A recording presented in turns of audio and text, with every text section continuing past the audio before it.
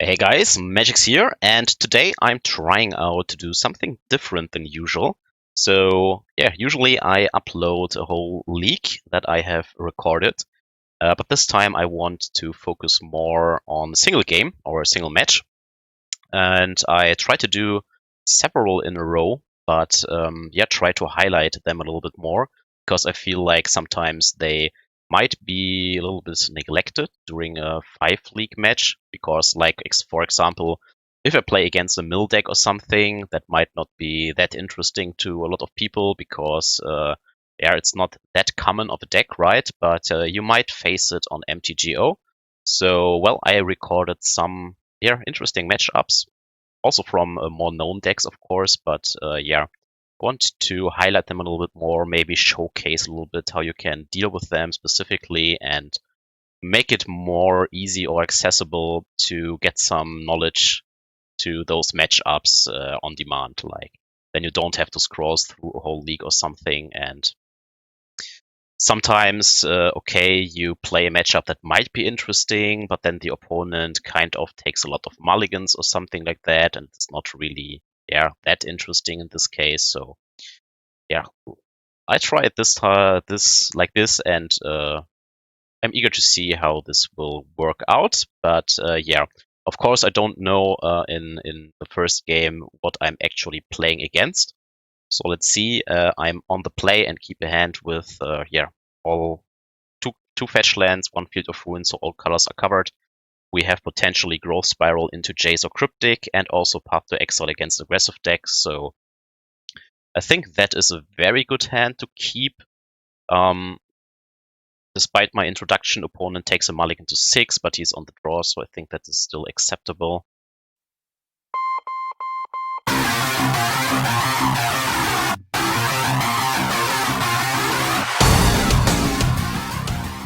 Push the goddamn button! You heard what she said.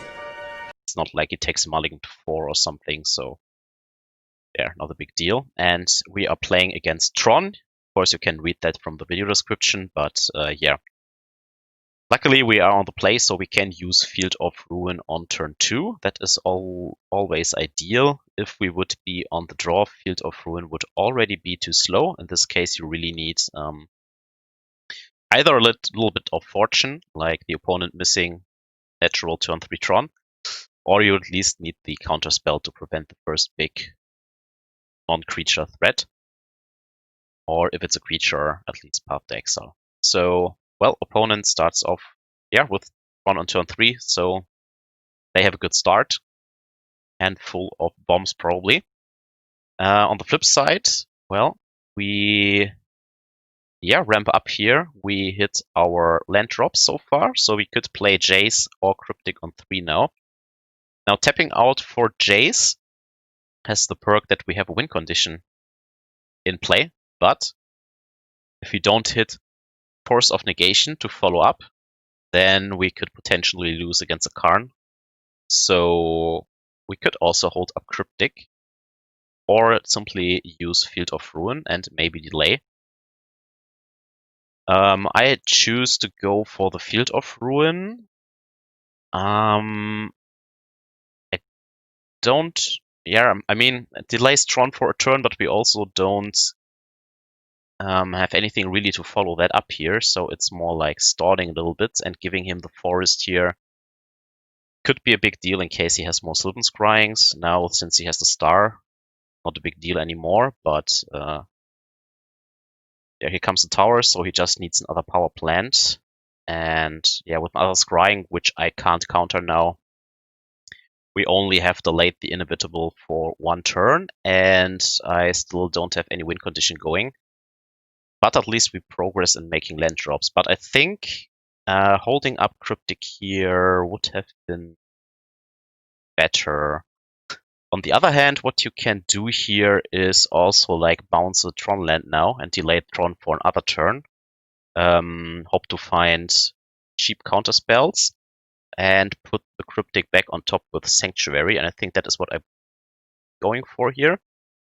Delay Tron for another turn, put Cryptic back on top, right? And yeah, while we are doing this, we are making more land drops so that we can maybe work towards Jace plus a counter spell in one turn. I think this is, yeah, this was the reason why I wanted to show this match. Because these usages of Cryptic might not be that common. Because you usually think about, okay, let's counter the play and draw. But against Tron, it can really pay off sometimes to just delay their development for a few turns with Cryptic. Or maybe build towards a lock, like we would hit another Cryptic. It will be very hard for them to get out of it. Unless, and yeah. Because they can never really ramp up to Ulamog, break this, and yeah, we could now go for Cryptic another round. Or just wait for the play, counter, bounce the Sanctuary, put Cryptic back on top, but it's also not that great because now we don't have another way. Because the Teferi costs 3 and then we lose a land drop. Would be nice with Uro, but yeah, well. So we just go for another bounce draw. This was a list where I still ran Factor Fiction instead of Hour of Promise or something, but that's not the issue right now. Not that important. Yeah, if we would now hit another counterspell or something, that would be great. We can also now Brainstorm with Jace and still hold 3 mana up, so we can still cover most stuff. Like if we find another no, not a Cryptic, but a Force, even Mana Leak is still fine at this point. Because we can still Mana Leak a Jace or something. So yeah, let's hope that Brainstorm finds something and there is Force. I don't need the Prairie right now. So yeah, we have Force Hardcast up against a Planeswalker now. We can Aether Gust. He tries to search for something. He doesn't. And 8 mana could be a Eugen. It's a World Breaker. Okay, that's not that big of a deal. He does not go for the Mystic Sanctuary and goes for the second green source instead. I don't Aether Gust here, obviously, because I don't want to give him on-cast triggers, and I don't mind giving him another forest, so we can use Path to Exile. We have another pass on top. So yeah, we Path to Exile the World Breaker. And then just keep brainstorming, like, sure, we can't escape Uro now, but you don't really need Uro to win this matchup. Like, if we keep the Jace going and find more Cryptics, that's good enough. Now that they have completed Tron, though, the bounce line with the Cryptic is not that good anymore because they just rebuilt it. And unfortunately, the Jace doesn't find anything here. Just Verdict and another Path to Exile, the third one. So that's really unfortunate. We still have Force in hand, though, and we can use Factor Fiction to dig deeper into the deck. But next turn, if they drop another land drop, they can play Ulamog and break this up, unfortunately.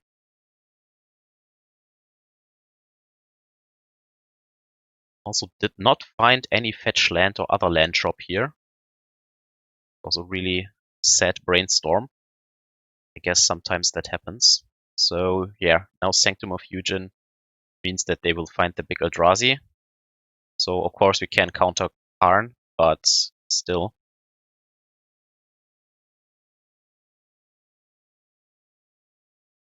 We need another Field of Ruin or something now. Prevent the Ulamog. And since we have Force in hand and we have enough land drops, we don't have to use Force of Negation for 3 mana. We can also just pitch the blue card. So I choose to use Factor Fiction to find exactly like, Cryptic Command, Mana Leak, something like that here. So the Uro in this pile is kind of free. It can go to the graveyard, no one cares.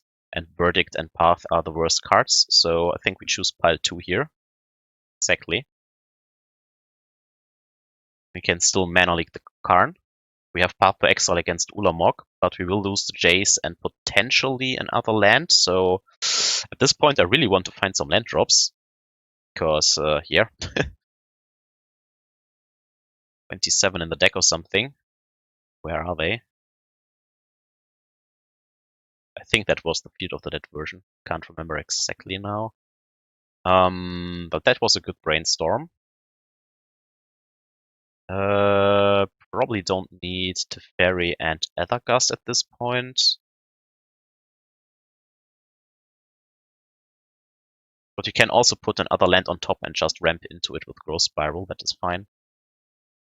Now, I don't escape Uru here because it will just be exiled right away. So I think he will go for the Ulamog now. Probably targets Jace and something else. So we can also bounce the Jace in this case and prevent it from getting exiled. Then we lose the green source, but yeah, as I mentioned, we don't necessarily need Uru to win here. While it's annoying that he keeps us from casting Uru, we can still manage without it if we keep Jace going. So I think I go for bounce the Jace, draw a card, pass to exile the Ulamog, and just put the Cryptic back on top with a second Mystic Sanctuary. That's the play here. Yeah, exactly. Return draw. Forest gets exiled, but yeah, okay. That's like a 10 mana Stone Rain. I can live with that. No big deal. I place the Sylvan Scrying, so we can also use Aether Gust now and just path to exile the Ulamog later. But I don't put the Cryptic back on top, okay. Choose to Mana Leak here, okay. Probably because he has so much mana that Mana Leak won't do anything, while Aether Gust can still tag Ancient Stirrings. Makes sense. Now the downside is that not pathing there yeah, means we have one less mana up, but 2 Cryptics are already used, so it's very unlikely to find the last one. Yeah, I mean, just make the land drops here. Don't need another Uro into the Teferi still. Time Raveler is okay, but it's mostly there to maybe bounce an O-Stone when they don't have Tron completed or something, so it's okay, but not stellar right now. At worst, it will just redraw a card, but yeah. Up the exile before the attack trigger goes off, because I don't want to lose my deck here. And yeah, I mean, opponent still has 5 cards in hand, but we have 2 Force of Negations, potentially another Mystic Sanctuary, and still the Jace goes on and on. Call Engine, we don't care. We only would care if there's an O-Stone in play, because then they can blow up the O-Stone in response to Path to Exile and create some worms. That's annoying. Care about Expedition Map, they already used the Sanctum. Maybe they run 2, but it's not what I want to use Force. Yeah, they don't have a second one. Usually they only play 1, so past that doesn't matter. Now they can't blow up the O-Stones, so we can put the Cryptic back on top. Still counter the O-Stone, I guess, because I want to keep the Jace going. But we don't have to pitch anything, so yeah. I hope I can... This is an interesting game 1 here. Showcase how I usually deal with Tron if you don't brick horribly. And I think all of this was really only possible because of the Cryptic lines in the beginning, kind of. If we just go for the counter draw in the beginning, they would have still gone to the Ulamog, but in this case we have less lands to work with, and these lands are really what help us right now to do all these plays in one turn, so I think there was definitely value in just bouncing the Tron lands, and this is the reason why I wanted to showcase this. Now we have 2 Planeswalkers going. We don't care about the Bomb Coil Engine right now. Even if they have a Dismember in hand, they can't blow up the Burm. Nevertheless, I do it in the upkeep just in case. They have double Dismember or something crazy. You never know. But we know that 1 card in the hand is the power plant, so they have 3 unknowns. We still have Aether Gust against the Stirrings. We can still Cryptic counterbounce one of our Sanctuaries, and with 2 Planeswalkers going now, and the Uro that will hit the battlefield very soon, This game is virtually over, but opponent tries to play on for whatever reason. Don't ask me what they hope that they can achieve. I think the only reason if you play Tron and keep playing in this situation would be if you play the Mindslaver Emrakul, the Promised End. Like, I think this is the only card how you could really get out of this anyway. Out of the situation. Yeah, this definitely has to be the version with Field of the Dead because I still play Hour of Promise here, so one of the older versions. Felt like Hour of Promise was never really needed in most of the matchups, so I cut it as of late, but yeah, it is kind of just another win condition. Ramps you up a little bit, finds Field of the Dead and stuff like that. So, okay, here comes this member number 1. Does he have this member number 2? Yeah, okay. So maybe the path and the upkeep was definitely correct because he has drawn the second dismember. If he already had it, he should have used this in response to the path to exile because this was the last one we had. So should have created some worms there. Yeah, and here comes the steering, so we Aether Gust that. And then he's empty-handed and we can just start Fate Sealing and counterbounce whatever he plays with Cryptic if it's good. Like, this is over. You just now work to the Teferi ultimate, and from there, it's easy peasy. Eventually, we will draw the Field of the Dead. We can also use Hour of Promise now and search out. Could search out the other Field of Ruin, but he has 2 copies of any Tron land, so whatever, just create lethal here, kind of. Thanks to the members, of course. Now we start Fate Sealing. You can keep the Karn, no one cares about him. Exactly 12 power in play. He draws the Karn, he can't do anything, and yeah, at this point, should just F6. Instead, I play on here because drawing cards and winning feels nice. Here we go. Untap 2 lands, then we have 3 mana up. But yeah. We could also resolve the Karn, like, whatever. I mean, we have 16 power in play, what can the Karn do? Frustrated as he is, he plays the Karn and let it even resolve. Like, okay, have your Karn. Have fun. Yeah, here we go. Exile the zombie. Sportsman. Alright, let's go into the sideboarding. So with this sideboard, which is mostly the same as of the other videos, I bring in 2 Ceremonious Rejections, obviously. Counters everything they have. Dovin's Veto to have another 2 mana counter against the Planeswalkers, and 1 Ashiok to prevent Sanctum of Eugen specifically. It's usually not the case that you can prevent expedition maps because they are cheaper and you can't really play out Ashiok on 3. Even if you have a Force in hand, I would rather card cast Force than pitching cards and play the Ashiok. Like, it's a fine draw maybe later on in later stages of the game, but yeah, probably better than one of the cards you brought it out. Well, this hand has a Cryptic and the Growth Spiral, so we could ramp into it.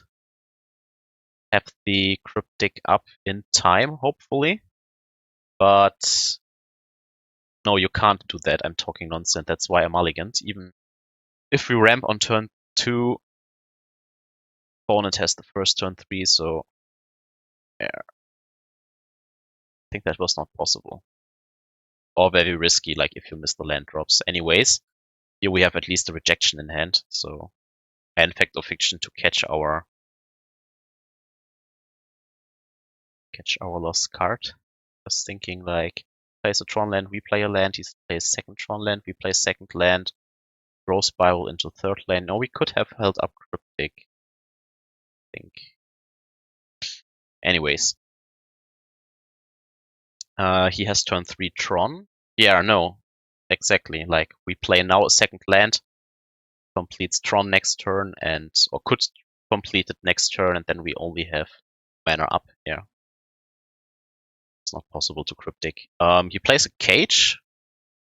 I don't like this out of the Tron sideboard because it really only stops Uro, and I don't think that Uro will be the reason why you lose the game. Like, if it comes down that the control player can escape the Uro,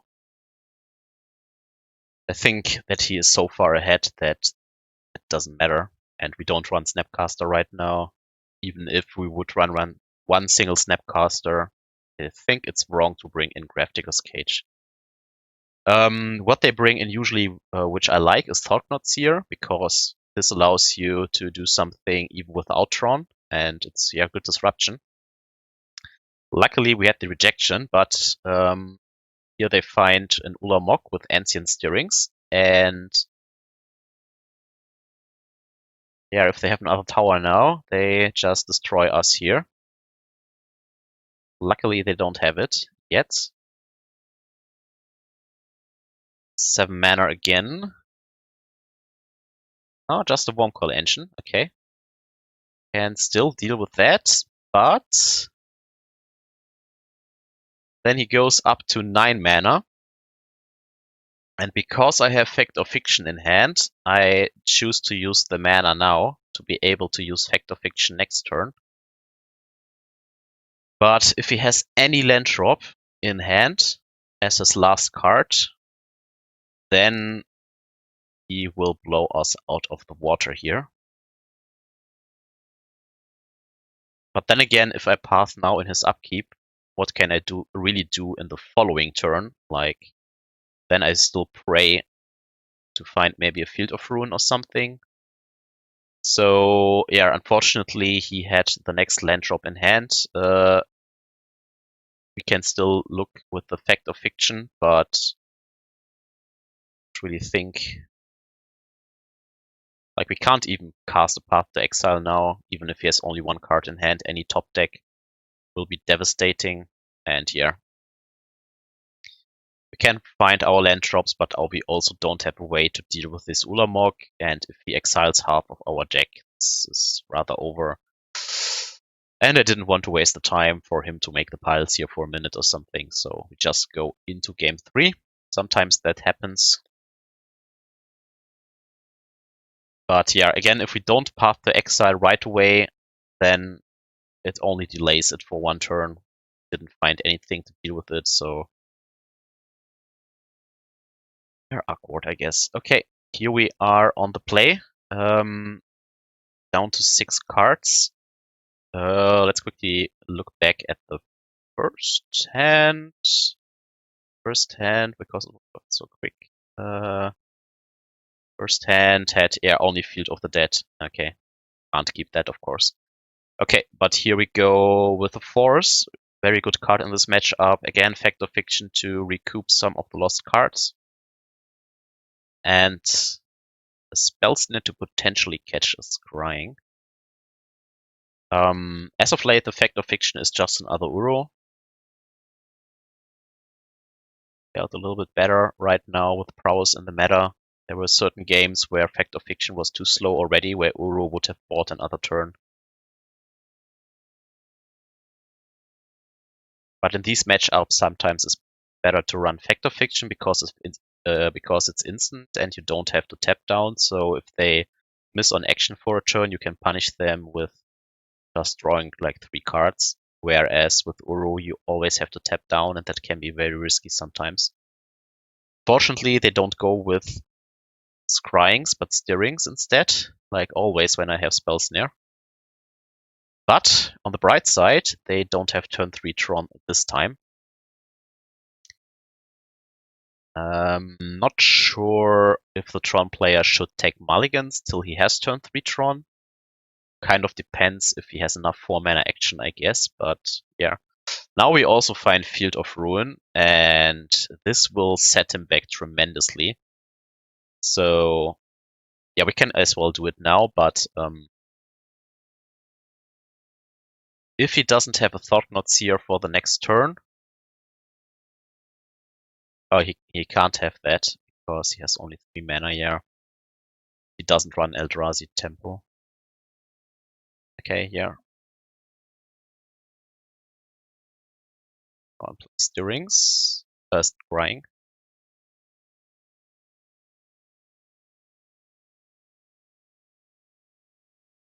Yes, some value out of Spell Snare.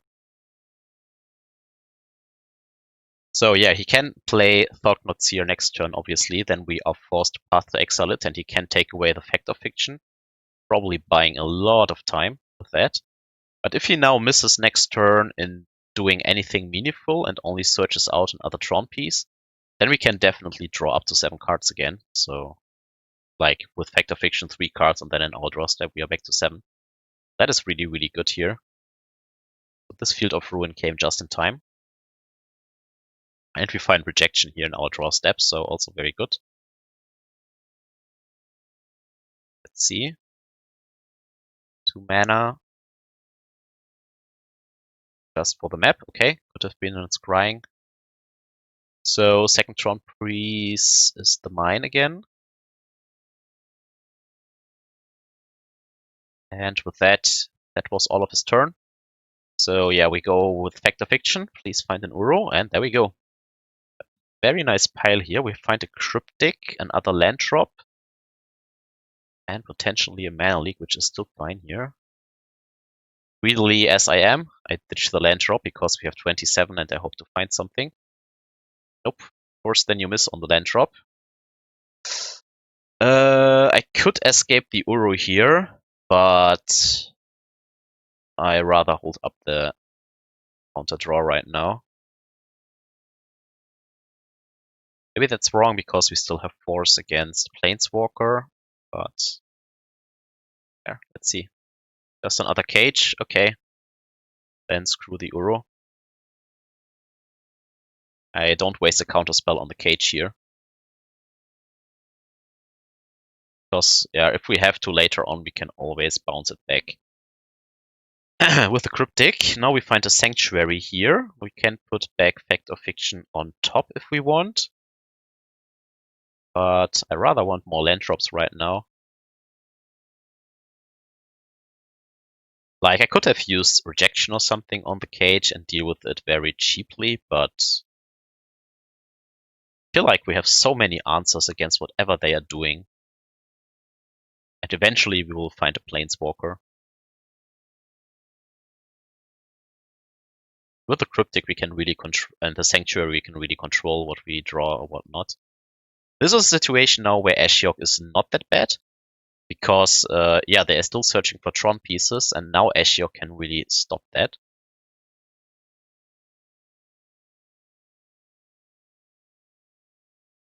Let's see. 2 mana.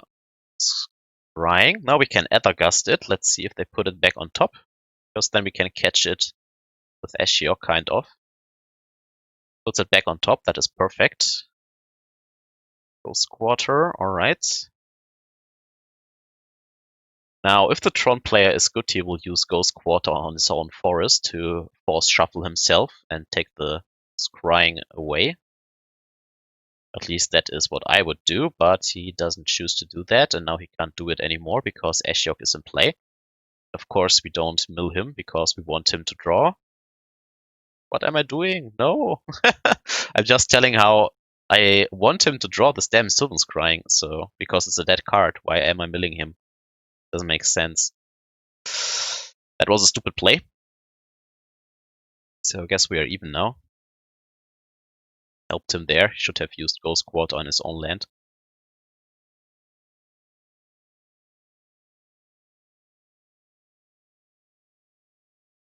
Right. 3 mana, probably an O-Stone. No, just an engine. Can still mana leak it here. Don't want to ramp him up further. Has to do his work on his own now. I already helped him with the damn Ashiok. Okay, here comes Field of the Dead, so yeah. Now, of course, he has the Ghost Quarter as an answer. Maybe it's still right to not crack the Ghost Quarter, even if you draw the dead card, because you want to break these Cryptic Chains with Mystic Sanctuary. And that's the reason why you need the Ghost Quarter, so I can see that as a reasoning. Don't care about the redraw here. Now any expedition map is a dead draw. Sanctum of Ugin can't be used. And the Scryings that are left in the deck are dead draws, but there are only 2.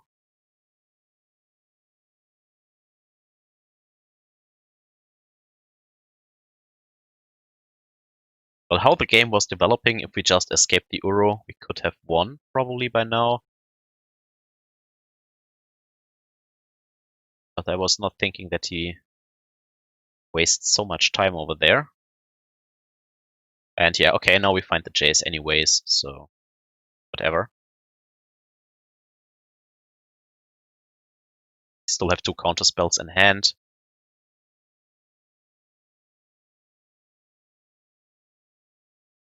And there comes another Sanctuary now.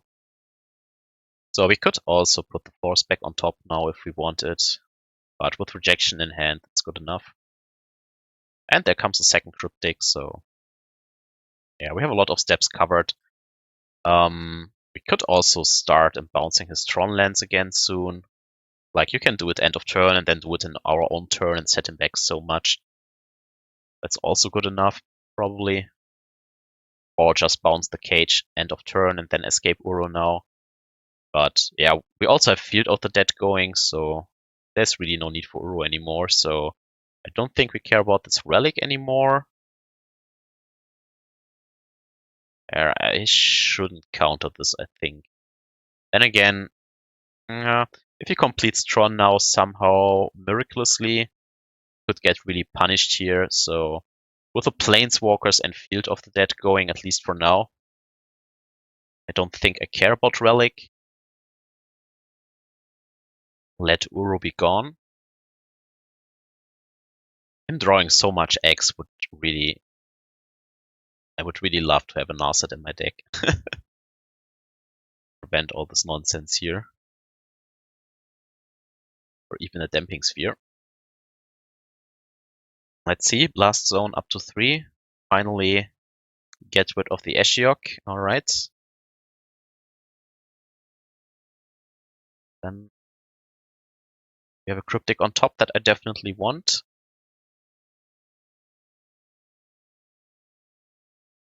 Alright, didn't use Ghost Quarter, so we can make more zombies.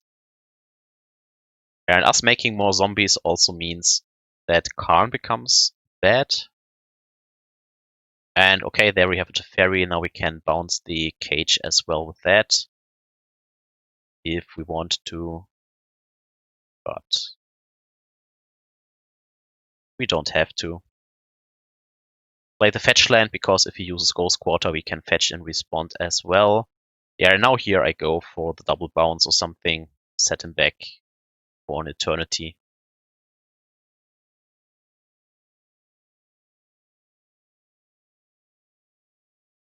Still use Ashiok on him, maybe mill over the remaining Tron pieces if we are lucky, but don't have to. It feels like this game is already over. Like, all these Cryptics, if he taps down the Ghost Quarter. 5 mana, yeah, there he goes. Won't call Engine at this point. I think we don't really care. Okay. Yeah, this is now a situation where you can play sloppy and just win however you see fit, probably. Should pick the Cryptic up. Just bounce his land drop again. So yeah, he can never complete Tron anymore. Just bounce a few times, and while we are doing so, we will destroy him with the zombies, and yeah, with Brainstorm we keep the gas coming. So yeah, I hope you enjoyed this little showcase here. I still found some plays that I could have made, or some lines that could have been better. But I think overall the match was still nice to show a little bit how you can use Cryptic, what is important, and how you might beat Tron. And yeah, I hope you could take some value out of it, and see you back for the next match video.